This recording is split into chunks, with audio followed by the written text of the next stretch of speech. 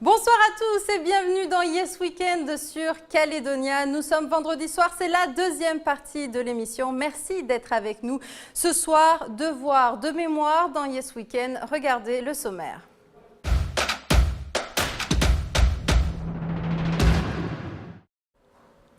Il y a 150 ans, le 18 mai 1868, 10 hommes de Pueblo sont guillotinés à Uvanu. Dans quelques jours, on célébrera dans une semaine de commémoration. Pour nous en parler ce soir, nous accueillons Jean-Yves Nomoigne. Bonsoir. Vous êtes membre du comité organisateur Uvanu. Merci d'être avec nous. Du côté de la musique, pour entrer dans le vif du sujet, le groupe Naimon nous interprétera leur morceau intitulé Uvanu. Et on ne change pas nos habitudes, nous irons à Nouméa où Chloé a une nouvelle fois testé quelque chose sur son visage. Vous verrez tout cela. Et sur ce plateau avec nous, Stéphanie Marlier dans les Perles du Web pour un moment de détente. Comme d'habitude, atmosphère toujours un peu décalée avec toi Stéphanie. Tu nous parleras des journées les plus insolites au monde, n'est-ce pas ? Bonsoir Camille, bonsoir tout le monde. C'est tout à fait ça Camille. Alors pourquoi est-ce que j'ai décidé de vous en parler? C'est parce qu'en faisant mes recherches pour ma chronique, j'ai été interpellée par le nombre important qu'il y a de journées mondiales par an. Donc en fait, il y en a 309 journées, ce qui fait qu'il y en a une journée par jour. Alors il y a des pépites quand même parmi ces journées et celle dont je vais vous parler ce soir, au-delà de l'aspect insolite, véhicule vraiment des messages importants. Oui, on a l'impression de le voir. Stop à la maltraitance animale. On verra comme ça tout de suite. Merci Stéphanie, gros programme ce soir dans Yes Weekend. Alors prenez le temps d'être avec nous et comme d'habitude, on démarre en musique.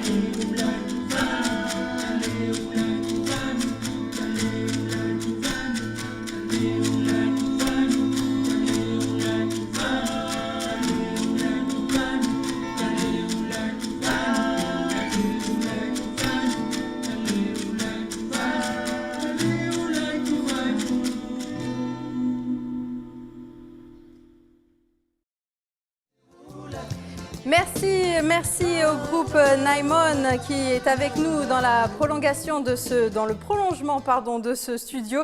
Les musiciens qui font l'honneur d'être avec nous pour interpréter plusieurs de leurs morceaux. Et c'est avec Ouvanou qu'on a débuté cette émission. Alors Ouvanou, pourquoi? Eh bien parce que dans 17 jours exactement, va débuter une semaine de commémoration. Alors souvenez-vous, on l'a dit, il y a 150 ans, le 18 mai 1868, 10 Kanaks de Pueblo sont guillotinés à Ouvanou. Alors pour nous en parler, vous êtes là avec nous, Jean-Yves Nomoigne, vous êtes membre du comité organisateur d'Ouvanou. Qu'est-ce qu'on attend cette année pour cet anniversaire? Parce qu'on attend déjà, merci de nous inviter à cette émission. Au nom du comité organisateur, au nom de la chefferie de Pueblo, de la mairie de Pueblo et des partenaires qui sont toutes les institutions du pays. Merci à vous de nous inviter. Alors, le 150e anniversaire de cet événement tragique que la population de Pueblo à l'époque avait connu, c'est plus le placer sur une échelle pays pour pouvoir faire connaître cette histoire qui n'est pas connue de l'ensemble des Calédoniens. Alors justement, revenons, si vous voulez bien, sur cette histoire pour mieux comprendre ce qui s'est passé ce jour-là. Je vous propose de regarder ce reportage. Il a été réalisé par Natacha Ogui en 2015. La première chose, c'est la terre. Ils n'ont pas voulu que quelqu'un s'installe là où ils étaient. C'est pour ça que la plupart des Kanaks maintenant, ils sont repliés tout au fond des vallées par rapport à ça. Parce qu'ils sont déchassés. Et justement, par rapport à cette manière-là, les 10 Kanaks, ils se sont rebellés. Ils n'ont pas voulu scinder. Ils n'ont pas voulu scinder, c'est pour ça qu'ils ont été... C'est plutôt par rapport à la terre. Ces vieux-là, en fait, ils ont été guillotinés parce qu'ils ont été accusés d'avoir participé à l'embuscade qui a été tendue par un certain Martin de la tribu de Tchambouenne, Martin Boyeval, qui s'est révolté suite à l'implantation des familles de colons que le gouvernement de l'époque avait fait venir pour occuper les terrains dans les tribus du Sud, dans les environs du Tchambouenne. Donc c'était par rapport à ceux-là qui se sont révoltés. Et après, ils ont tendu une embuscade aux gendarmes qui faisaient leur ronde à l'époque pour surveiller les habitations des colons. Donc il y avait six personnes avec ce chef-là, Martin, qui ont tué un gendarme. Et ils ont attaqué aussi 2 familles de colons.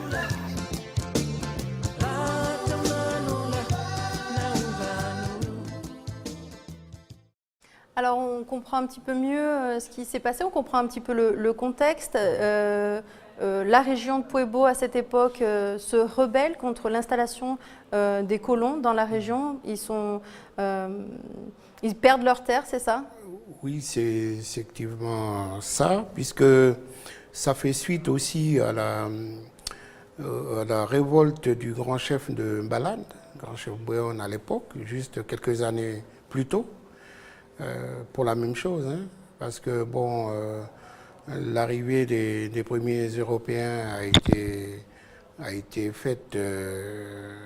bien faite, en fait. Et c'est suite à les pratiques, les manières de faire que la population, en particulier les chefs, se sont rendus compte qu'ils étaient là pour autre chose, quoi. Et donc pour occuper leurs terres, pour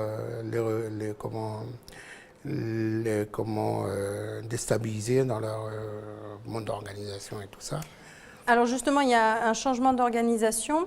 Ça fait depuis les années 1978-79 que vous commémorez justement la date où ces 10 hommes ont été guillotinés. On voit d'ailleurs dans les images qui défilent la stèle qui a vu le jour justement à cette époque-là. Cette année, 150 ans, c'est un travail de pardon, un travail de reconnaissance que vous attendez, c'est ça? Donc c'est un peu particulier parce que les 150 ans se passent au moment où, en 2018, au moment où dans le pays les responsables parlent de l'avenir du pays, et donc les citoyens vont y participer en participant au scrutin le 4 novembre. Mais c'est surtout le fait de dire on va aller de l'avant, mais qu'est-ce qu'on fait de l'histoire puisque Puembo a toujours été... l'histoire de Puembo a toujours été vécue que par nous, par les gens de Puembo. Et c'est pour ça que on le dit là pour les 150e anniversaire de cet événement, de tous les événements qui se sont déroulés à cette époque-là, de dire que c'est une histoire qui concerne tout le pays. Alors justement, vous dites que c'est une histoire qui concerne tout le pays. Oui. Vous le dites, 2018, oui. Grande année pour la Nouvelle-Calédonie. Oui. Dans une semaine, le président de la République va se rendre à Ouvéa pour justement la tragédie à Gossana, l'attaque de la grotte. Est-ce que vous auriez aimé un geste aussi du président de la République? Oui, en effet, c'est ce qui a été demandé par le comité organisateur, je rappelle, hein, qui est composé de la chefferie de Puembo, de la mairie, et aussi, on vous a répondu quoi? Et aussi de deux chefferies de Diaoué et de Balade, ils vont voir, enfin, c'est comment les discussions sont engagées. Et maintenant, c'est au président Macron à faire ce qu'il a à faire, mais toujours est-il que ce qui s'est passé le 18 mai 1868, ça n'a rien à voir avec ce qui s'est passé avec Ataï, ce qui s'est passé le 22 avril à Ouvéa ou le 5 mai. C'est tout simplement des Kanaks qui se sont vus voler leurs terres, qui se sont révoltés, et pour stopper les révoltes et les révoltes, l'État, à l'époque, employait la guillotine. Et donc, il y avait un procès qui a été fait et tout, donc ça s'est fait dans les règles. Oui, sauf que d'abord, les prisonniers ont été amenés à Nouméa, et puis il y a eu un procès, et de nouveau guillotinés à Puembo devant toute leur famille, justement. Oui. Alors qu'ils n'étaient pas considérés encore comme des citoyens français, quoi. Mais ils avaient déjà connu la justice à cette époque-là. C'est ça l'aspect particulier de cet événement. Voilà. Alors en fait, ma petite question, c'est que cet événement, c'est aussi pour que la jeunesse de Puembo connaisse leur histoire. Mais comme vous le dites, c'est aussi pour que l'ensemble des Calédoniens s'approprient en quelque sorte cette histoire qui n'est pas forcément connue de tout le monde, mais qui concerne en fait tout le monde, tout le pays. Voilà, c'est ça. C'est plus pour la jeunesse, hein, comme vous le dites si bien. Donc, pour qu'on puisse... Parce que la jeunesse, c'est demain, c'est l'avenir du pays. Et la jeunesse a besoin de savoir. Même les écoles de Puembo participent chaque année à cette commémoration. Et donc, les enfants posent des questions. Il faut qu'on leur donne des réponses. Peut-être ceux de Puembo connaissent plus cette histoire que les autres. Mais aussi nous les adultes, surtout les responsables du pays. Puisqu'on parle de l'avenir, mais qu'est-ce qu'on fait du passé? Alors, c'est de reconnaître ensemble que ce passé, c'est le nôtre ensemble. Voilà. Et on l'assume, et on va ensemble vers l'avant. Voilà. C'est votre message. C'est le message. Pour avoir votre destin vers la paix, comme vous me disiez. Voilà. Pour ne plus revivre tous ces événements-là. Voilà. Jean-Yves, restez avec nous, merci. On va continuer de parler de cette prochaine journée, le 18 mai qui nous attend. En attendant, eh bien, nous avons notre première chronique incontournable de l'émission. J'ai testé pour vous.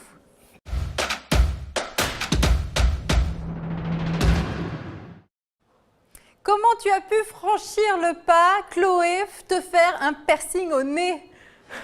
Et oui, je l'ai fait. Vous l'avez compris, cette semaine, j'ai testé pour vous le piercing au nez. Alors, j'appréhendais beaucoup, hein, je l'avoue, au tout début, parce que tout d'abord, j'étais pas sûre que ça m'aille. Et puis ensuite, on m'a surtout dit que c'était un des piercings les plus douloureux. Mais qu'à cela ne tienne, j'ai pris mon courage à deux mains et j'ai quand même tenté l'expérience. Alors, du coup, je suis allée à la rencontre de Damien, qui est un perceur professionnel, installé en centre-ville depuis 3 ans et demi. Je vous propose de regarder ça.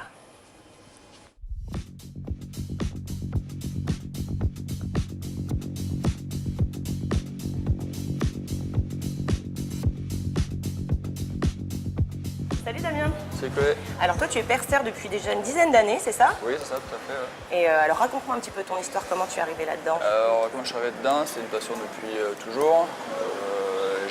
J'aime le tatouage, j'aime le piercing, j'aimais à la base la musique et aller un petit peu avec tout ça. Et du coup, j'ai eu la chance en fait, de rencontrer quelqu'un en fait, sur Toulouse qui m'a beaucoup donné et beaucoup appris.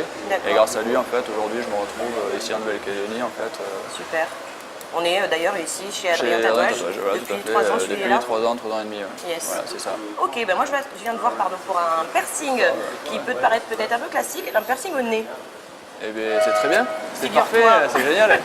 Donc Alors, en fait, comment ça se avant passe de faire le piercing, il va d'abord falloir remplir un papier.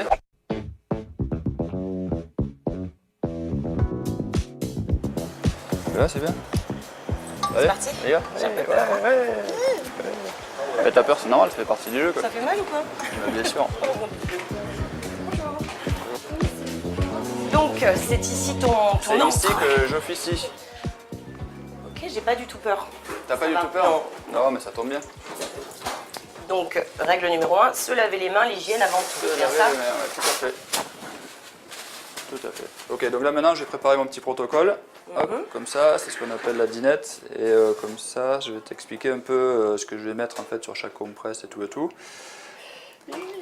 Donc ça, c'est le protocole classique obligatoire en fait qu'il faut pour quasiment tous les piercings, à part les piercings en fait dans la zone intérieure de bouche, ce genre de Oui, choses. d'accord. Ou quelques différences près, c'est des produits différents. Quoi. Ok. Côté Moi gauche. je veux la gauche, j'aimerais bien un trou fin et si possible pour un anneau. Alors le trou, c'est un diamètre standard, et pour Ouais. mettre un anneau, c'est important que tu me le dises. Ouais. De toute façon, j'allais te poser la question, tu vois, par rapport au placement. Ok. Donc là, on va commencer par nettoyer et désinfecter l'intérieur de la narine. T'as vu, c'est sympa. C'est frais. C'est frais, de bon matin, c'est voilà, de suite, on devient vachement plus intime. Avec un petit marqueur stérile, hop, j'ai procédé au marquage de points. Du fait que tu veuilles mettre un anneau après. Ok. Ok, bah ça m'a l'air bien, j'espère que ça va le faire. Après, bon, moi c'est un piercing au nez, mais j'imagine que tu pratiques toutes sortes de piercings. Ouais, c'est ça. Ouais. Quel Enfin, est le plus farfelu Le qu'on plus t'ait demandé? farfelu, alors il n'y a Ouais. pas forcément le plus farfelu dans le sens où le piercing ça s'est quand même vachement démocratisé, Ouais. comme c'est accepté un petit peu plus. Mais Donc tu un vois de peu plus de en ça. plus de gens venir se faire percer. de Ouais. tous les âges, toute classe sociale, c'est Ah ouais. intéressant. Ah oui, et parce que maintenant on peut faire des choses un petit peu plus extrêmes qui étaient extrêmes à l'époque Ouais, et c'est ça. sur des personnes en fait qui sont comme Monsieur Tout le monde. Quoi. Ok.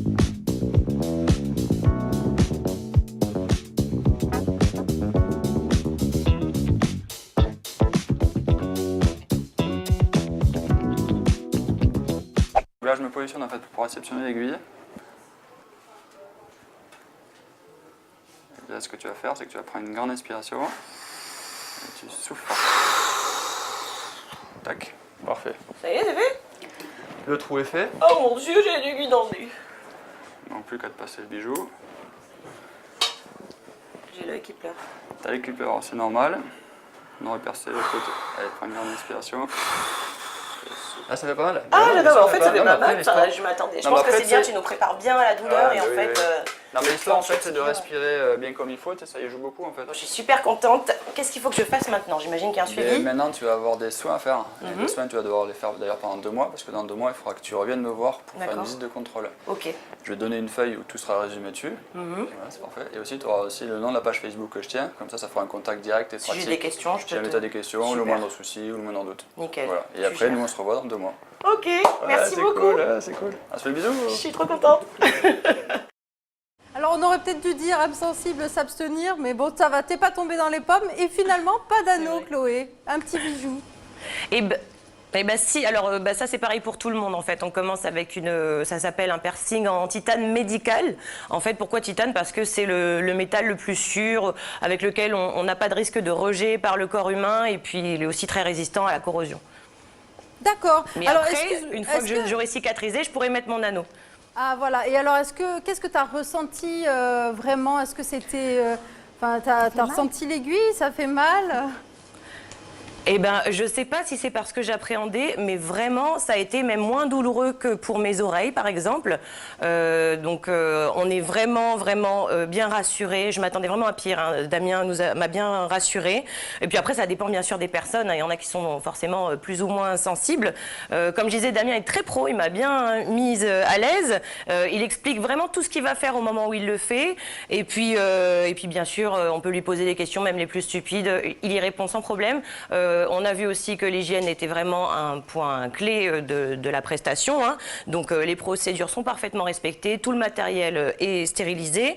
On a même vu son attestation là, de formation à l'hygiène et à la salubrité, donc c'est quand même rassurant. Et puis voilà.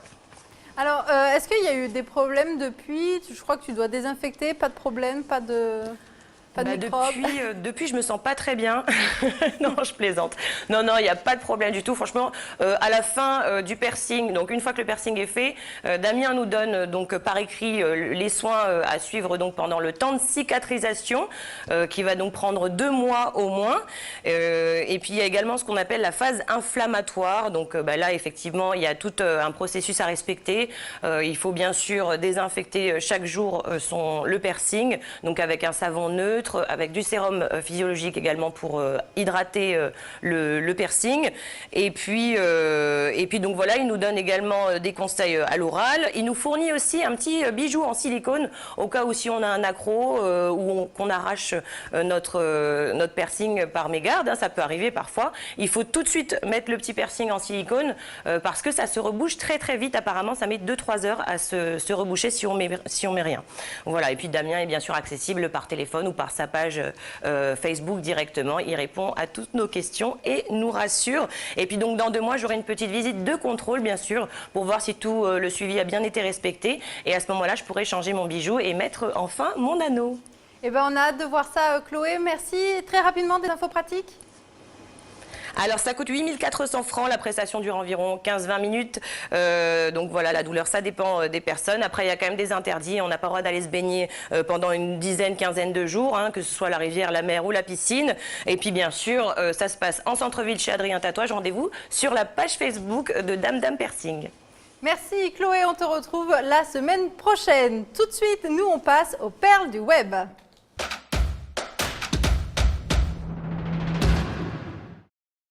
Alors on le précise, rien à voir de nouveau avec tous les différents thèmes abordés ce soir sur ce plateau. Stéphanie, tu as décidé de trouver pour nous les journées mondiales les plus insolites, c'est ça ? C'est ça. Alors la première journée dont je vais vous parler peut paraître insolite pour certains. Pour ma part, j'estime que ça n'est pas le cas vu que j'aime les animaux, hein. Vous l'aurez compris, il s'agit de la journée des animaux. C'est ça, de la journée mondiale des animaux. Donc c'est une journée qui a lieu chaque année le 4 octobre. Alors cette date n'a pas été choisie au hasard puisqu'en fait le 4 octobre c'est aussi la fête de Saint François d'Assise qui en fait a manifesté tout au long de sa vie un grand amour pour les animaux. Alors voilà le pourquoi de cette date. Alors l'objectif de cette journée, c'est vraiment d'attirer l'attention des gouvernements, mais aussi des citoyens sur l'importance du respect de la vie animale, qu'il s'agisse des animaux de compagnie, des animaux sauvages, des animaux de la ferme, enfin d'élevage. Les animaux méritent en fait d'être mieux traités. Et à ce sujet, je voulais faire un petit clin d'œil, saluer le gouvernement néo-zélandais puisqu'il y a une loi qui a été ratifiée en 2015 et c'est grâce à cette loi, les animaux sont devenus égaux des hommes. Et voilà, il faut faire attention à tout le monde, on doit respecter tout le monde sur cette planète. C'est ça. Alors, je finis, alors oui, c'est un peu plus humoristique on va dire. Alors attention, c'est le décalé de la soirée. Donc c'est la journée mondiale sans pantalon ou No Pants Day. Donc vous avez bien entendu, alors cette journée a commencé en 2002 à New York. Donc le principe de cette journée est simple, il faut se promener sans pantalon dans le métro. Seuls les sous-vêtements décents tels que les boxeurs, les caleçons. Je confirme Stéphanie, t'as non, je suis habillée, voilà. Ou les shorties donc restent visibles. Donc cette idée vient de Charlie Todd qui est le fondateur du collectif Improv Everywhere. Donc c'est une fête qui est célébrée dans plusieurs pays occidentaux anglophones et dans d'autres pays le premier vendredi de mai. Alors l'objectif de cette journée, c'est vraiment de profiter de sa liberté, de s'habiller comme on veut, de n'être plus contraint de suivre les codes vestimentaires dictés par la société de consommation. de se sentir libre, de briser un tabou social et de s'amuser. Eh bien, super, merci Stéphanie pour toutes ces infos.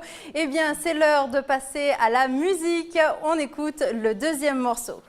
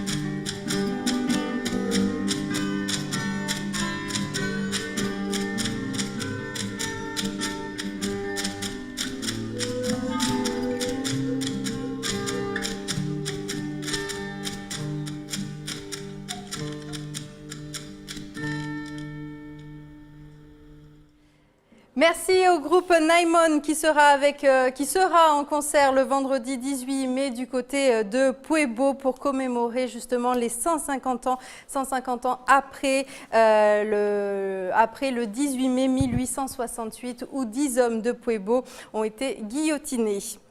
Alors justement, dites-nous un petit peu quel sera le programme toute une semaine, ça commence le lundi 14 jusqu'au vendredi 18. Oui, donc le lundi 14 mai est plus réservé aux tribus, donc l'arrivée des tribus de la chefferie de Pueblo sur le site avec leur participation. Et donc pour préparer justement l'accueil le mardi 15 des deux autres chefferies de la commune, qui sont la chefferie de Ndiaoui et la chefferie de Balade. Et ensemble, donc, ils attendent les 14 autres chefferies de l'ère Haute-Mawap le mercredi 15, mercredi 16. Et le jeudi 17 mai, c'est l'ensemble du pays qui arrive, donc les 7 autres aires du pays, ainsi que les institutions. Et donc, ils sont attendus. Que le soir même, il y a l'après-midi et en fin de soirée, une conférence se déroulera sur place avec l'historien Ismet Kurtovic. Voilà. Donc l'idée c'est de rappeler un peu justement lors de cette conférence l'histoire. Cette conférence c'est déjà pour mettre les participants, les invités dans le contexte de l'époque, donc en rappelant tout ce qui s'est déroulé depuis l'arrivée des premiers Européens jusqu'à ce qui s'est passé sur le site. Donc les invités, les participants pourront bien se rendre compte de ce qui s'est passé réellement et donc ainsi se préparer pour le vendredi 18 mai, aura le vendredi qui va être plus une journée, on va dire, c'est une journée de commémoration, mais c'est plus solennel, où chaque institution est attendue, donc le discours de chaque institution, dont l'État en particulier, qui est directement concerné par cet événement, donc le haut-commissaire de la République en Nouvelle-Calédonie. Vous attendez un message de leur part? Un message fort de leur part, oui. Lequel? Et surtout qu'ils reconnaissent, que l'État reconnaisse justement ce qui s'est passé à cette époque-là chez nous. Donc, plus particulièrement cet événement, parce qu'il est directement concerné, comme je le disais, et que l'État participe avec les autres institutions du pays à la restructuration des chefferies, puisque maintenant, comme tout le monde le sait, les autorités coutumières sont sollicitées dans tout ce que fait le pays, aussi bien sur les discussions sur l'avenir du pays, et on les sollicite, mais on ne se préoccupe pas de leur situation. Et nos chefferies, depuis ces dates-là, ont été désorganisées et les clans sont dispersés. C'est ça qu'on souhaite que les institutions... Voilà. On aura, j'espère, l'occasion de faire un bilan avec Bien vous sûr. après cette semaine de commémoration. Merci en tout cas. Je rappelle aussi qu'à partir du soir, il y aura une série de concerts sur la plage de Saint-Mathieu avec des groupes de Pueblo, mais des groupes aussi venus de tout le pays. Jean-Yves, merci d'être venu sur le plateau nous parler de cette journée du 18 mai. On vous souhaite plein de bonnes choses pour cette semaine. Je vous remercie beaucoup. Allez, nous on continue avec le MAC du week-end.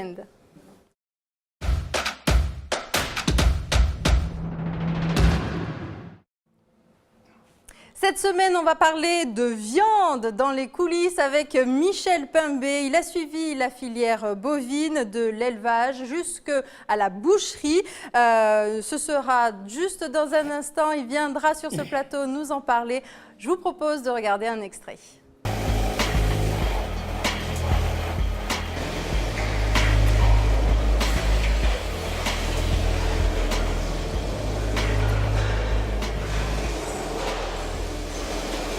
Chaque carcasse qui passe à l'OCF est contrôlée et estampillée. Si on a un doute, elle part en consigne et c'est la vétérinaire qui vient après pour vérifier. Le tampon il est là pour dire que cette carcasse elle est bonne pour la consommation humaine. Donc elle part sur le circuit via l'OCF. Ben, on contrôle l'ensemble de la carcasse. Donc on regarde les ganglions.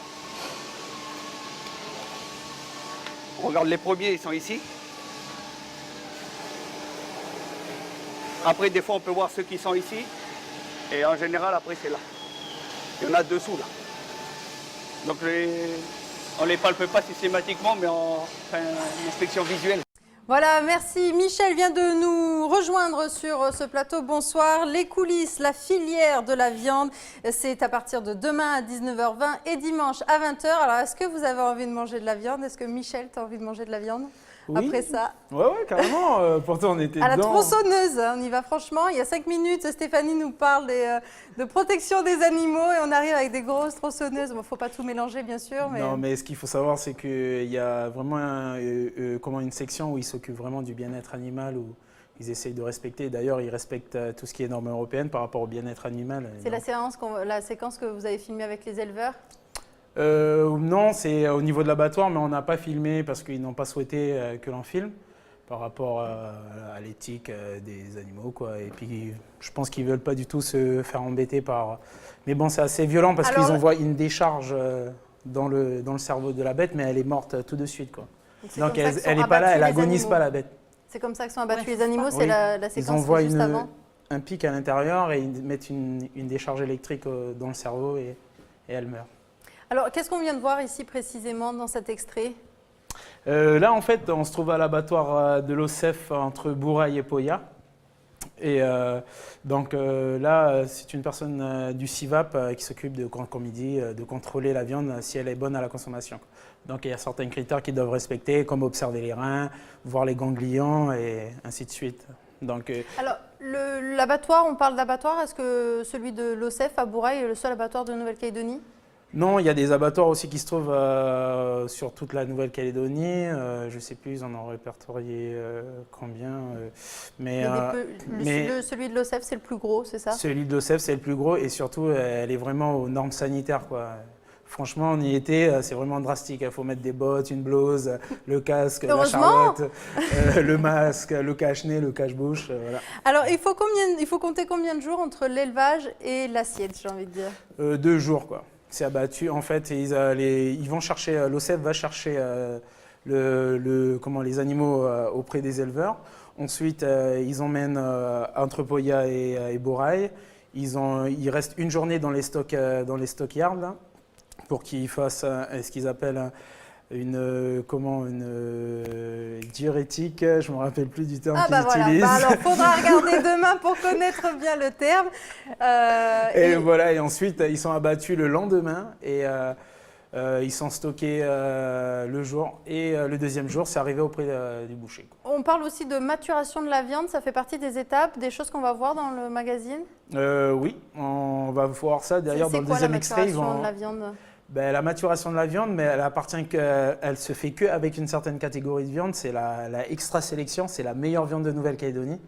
En fait, la extra sélection, elle doit respecter certains critères comme le poids, la couche graisseuse, et ensuite c'est déterminé par un classificateur qui est là, et ensuite c'est mis aux enchères.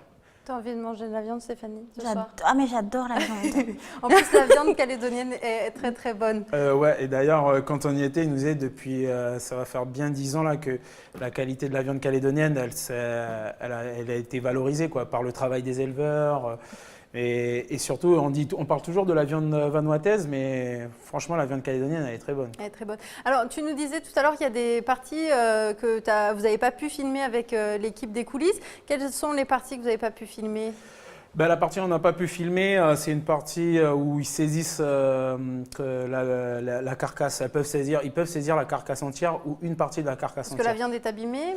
La viande est abîmée et c'est dû souvent, ça crée une grosse polémique parce que l'ancienne génération ne comprennent pas pourquoi on ne prend pas cette partie alors que chez nous par exemple on mange une partie de la viande même si elle est un peu abîmée.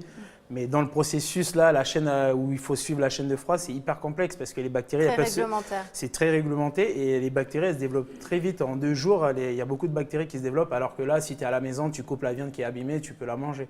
Donc, et ensuite, comme il faut respecter les normes sanitaires, ça crée une grosse polémique. L'ancienne génération ne comprennent pas et donc voilà. Merci Michel d'être venu sur ce plateau nous parler un petit peu de ces coulisses. Les coulisses de la filière viande, c'est demain, samedi 19h20 et dimanche à 20h. Et tu nous as parlé des meilleurs morceaux qui sont mis aux enchères et c'est l'extrait que tu nous proposes. Donc là, on arrive à la présentation des carcasses. Donc là, ils vont 9h, c'est l'heure, ils vont commencer. Donc on va faire notre choix. Donc là, on choisit un peu, on regarde le taux d'engraissement, la conformité, on regarde pas mal de petits critères. On a une belle carcasse là. 617. Carcasse de la foie, ça vient de la foie. L'extra, ça reste quand même une fourchette, donc après on a un peu nos critères de sélection. C'est pas, il peut être bien classé en extra, mais pas forcément qui nous correspond au maximum. Je vais aller voir ça.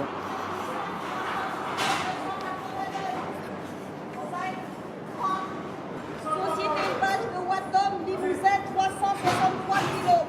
30. 51 617. 30. 30, une fois, 2 fois, 3 fois. Top score, sélection ou pas? Oui. Voilà, de la belle viande bientôt dans votre assiette, mais avant tout, demain à partir de 19h20 sur Calédonia et dimanche à 20h, les coulisses de la filière viande. Avant de terminer cette émission, c'est l'heure des idées sorties.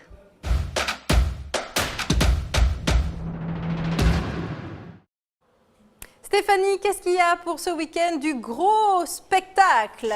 C'est ça, alors si vous êtes fan du roi de la pop et que vous avez envie de danser sur ses plus grands tubes, déjà on en entend un, donc je vous conseille ce samedi 28 avril dès 20h de vous rendre à l'Arène du Sud afin d'assister à un show exceptionnel proposé par TG Capola et tout son staff. Alors TG Capola, depuis 12 ans, rend hommage à Michael Jackson. Il est d'ailleurs considéré comme l'un des meilleurs à travers le monde. Et pour celles et ceux qui n'ont pas encore acheté leur ticket, sachez qu'il y aura un point de vente sur place regardez, voici un aperçu de ce qui vous attend.